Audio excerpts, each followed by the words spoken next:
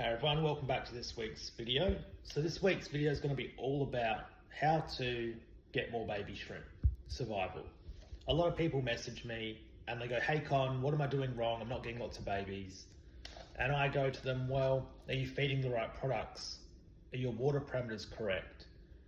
There's many different things that alter baby survival. So in the first few weeks especially, babies molt a lot and they don't really move very far. And when they do move, they expend a lot of energy. So they need to find food relatively easily. So a lot of problems that people move into is they're either underfeeding, not feeding the correct food for baby shrimp, and they're also maybe not having the right water parameters for molting and all of that. As I explained in my last video, shrimp molting is very much harder in baby shrimp. So you need to be a lot more precise with your water chemistry because shrimplets molt a lot in the first 3 months when they're growing up, especially in the first 5 to 6 weeks is when you get the most amount of molting in a shrimp's life stage because they're growing much quicker. So in this video, I'll just break down the 3 different segments which I think really contribute to baby shrimp. 1 is water parameters, 2 is the food you're feeding, and 3 is the supplements you're giving them. So I'll just go through the water first, then the food, and then the supplements to make it really easy. And I'll give you a few examples of my tanks that you can see where there's lots of babies and they're thriving very well. Alright, so we'll do part 1 first, which is the water. Baby shrimp are much more sensitive to water shock and parameter shock. As I explained in the last video about the importance of GH and KH and water parameters, babies are very, very susceptible, definitely to temperature shock as well. So I recommend the following to make sure you have good baby survival during water changes. You take the water out and then you match the water to the new water. So if your tank's at 24 degrees, make the new water at 24 degrees and use a thermometer to double check to make sure it's the right temperature. If your KH is 7, mix your new water to a 7 KH and try and match the TDS, GH, KH and temperature. So all those 4 parameters should be very close to the tank water that you're mixing. Always use the same mineral brand. Now it shouldn't really matter too much, but for me, I've always used Salty Bee, and then recently I switched to Shrimp King because Salty Bee is really hard to get in Australia. And through about a 3-4 week process, I lost a fair few shrimp. And I didn't do anything different. I just put it down to, I changed the mineral brand I was using. And it was quite annoying, but now the shrimp are going, about 6-7 months later, the shrimp are going really good. So with babies, I find they're a lot more susceptible because they're smaller, they're not as old, and I just overall think you've got to be really careful with it. So when you add the water in a water change, I'll make a video soon about this, but on the Colour Shrimp Australia page, I've made a few information posts on the topic. I like to do a water change over 2 to 3 hours. So if you're taking 5 litres out or 10 litres out, or whatever size water volume you're taking out, make sure you add that back in about 2 or 3 hours time. With a smaller tank, you'll have to drip the water much slower coming out in its velocity because it's a smaller water volume it's going into. But for a larger tank, you can obviously add a faster flow rate, but it should still take 2 to 3 hours to fill up. Now, a lot of people disagree and think you can just do a water change in 20 minutes. But I find if I do it slower, and I've got the time to do it slower, it means less adjustment and less shock factor for the shrimp because the water's going in quite slow. I sort of look at it as when you drip acclimate shrimp, you don't just do it in 5-10 minutes and then put the shrimp in, you do it over a few hours. So I try and treat my water change the same way.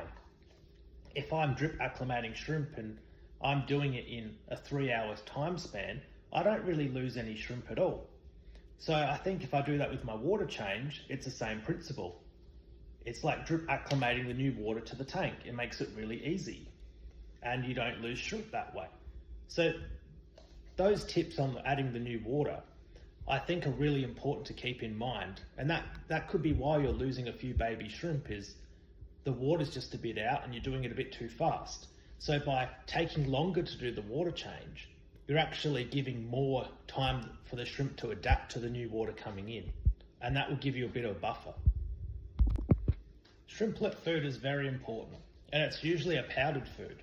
And I explain in this next clip, the reason you use powdered food is shrimplets have to expend a lot of energy to move around the tank, and they don't really move very far. So if you're using hard food and just putting it in a food dish in one spot of your tank, that shrimplet has to swim all the way to get to the food source, which would mean it'd expend a lot of energy, and it might not even be able to make it there. They get out competed, and there might not just be a lot of food for it to eat.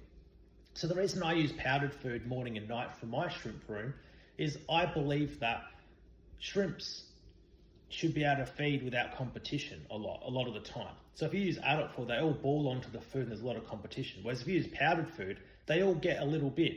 And with obviously more shrimp, you add more powdered food. The downside of powdered food is sometimes if you overfeed, you get too much build-up and it's too hard to remove it. So you just got to make a compromise. So I've sort of got my feeding down quite well.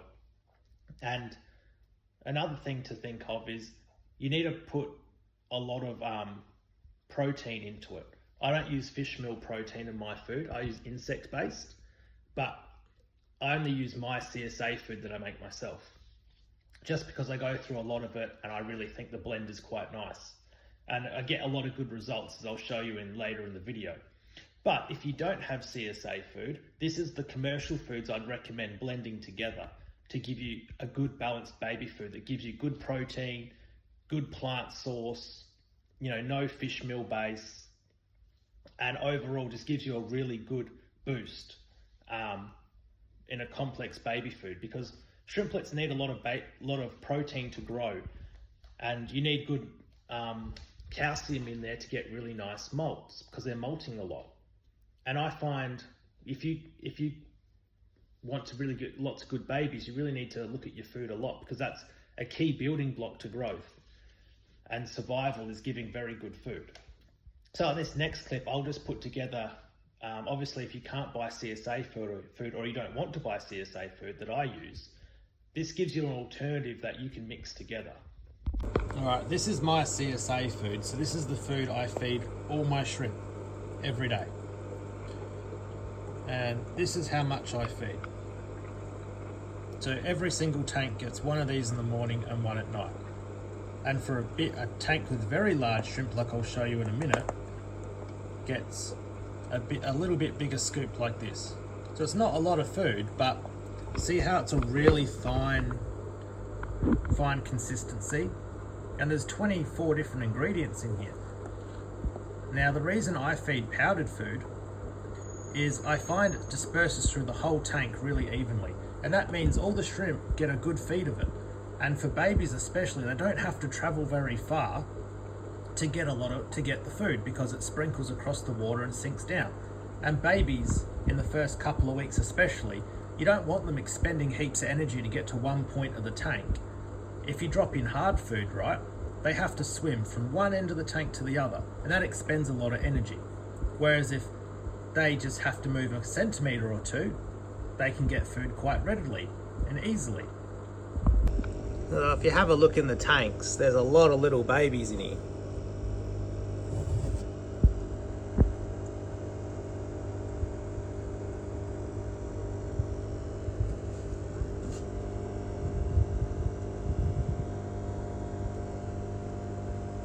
So these are green emeralds here. These are blue diamonds. You can see heaps and heaps of little babies.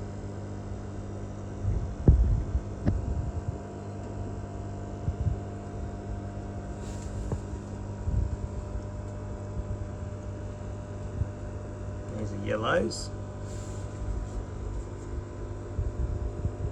Blue dreams.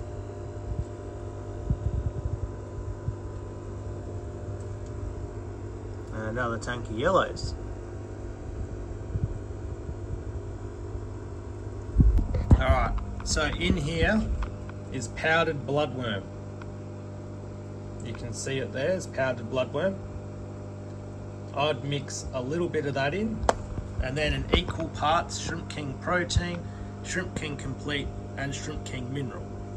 So I would just mix in equal parts all three, put them in a blender and blend it up to a very fine powder. And then to that I would add about 15% to that mix of soy husk, or what people refer to as shrimp snow powder. This will give you really good biofilm formation. Just be careful not to add too much into it, others will give you a bit of nitrates come out of it. But yeah, if you don't want to use CSA food, or you can't get CSA food, this mix I've just shown you now, if you blend all these different foods, will give you a pretty good baby food base to start from. So the reason I make my own food and feed that to all my shrimp is, one, I know where all the ingredients have come from, and I blend it all myself, forage it and collect everything myself. Two, I feel that it's fresher because I get everything, I blend it all, I know exactly what goes into it, I can control all the ratios myself, and I think it makes a nicer product. Three, the third reason is, I think you can by controlling the ingredients, I definitely don't believe in using fish meal based food. I find it gives the wrong profile to the shrimp, gets a bit too much oils in there, and the crude protein, I like using insect crude protein myself. I think it gives a better balance to the shrimp's health and gut health. And the other reason, the last reasons I use my own food is it'd just be way too expensive just to buy, you know, a bottle of Shrimp King every week, because I'd go through more than a bottle, and in Australia a bottle's $45. So by me putting in 15 to 20 hours every month making my own food, by collecting the ingredients, blending it up, doing all the ratios, one, I save a bit of money, but two, I can control every aspect of that food, and my shrimp are absolutely thriving. So, and I've been feeding it a long time, so that's why I personally use my own food. But if you don't want to buy it or can't access it, then if you use the blend I've just shown you in the previous clip, blending all those three Shrimp King foods are really good food. They're really good food for sure. And if you add a bit of snow and bloodworm, that will give you a very complex, obviously baby food and shrimp food, but it's just going to be a bit more expensive to sort of put it all together. So that's the drawback. All right, now we're on part 3 of the video. So the supplements. The supplements, I'd look at adding a clay powder, which I talked in the previous video about malting, and bacterial powder. So bacterial powders, there's a lot on the market.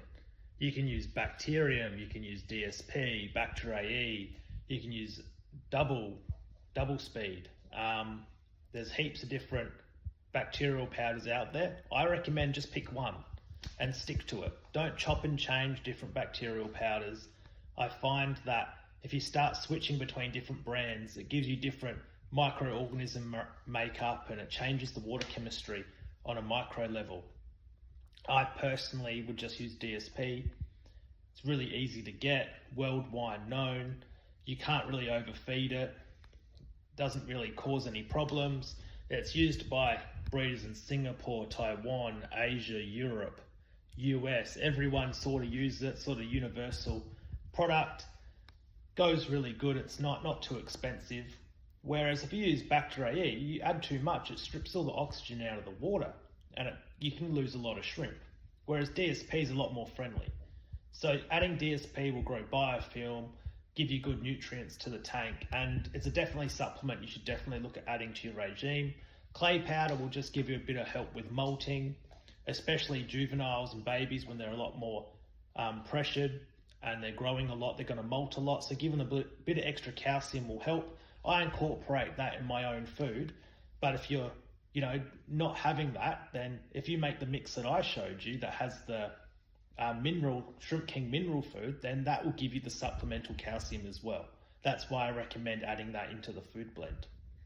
But yeah, that will just go through all 3 parts, and hopefully that's helped, and I'll catch you guys in the next video.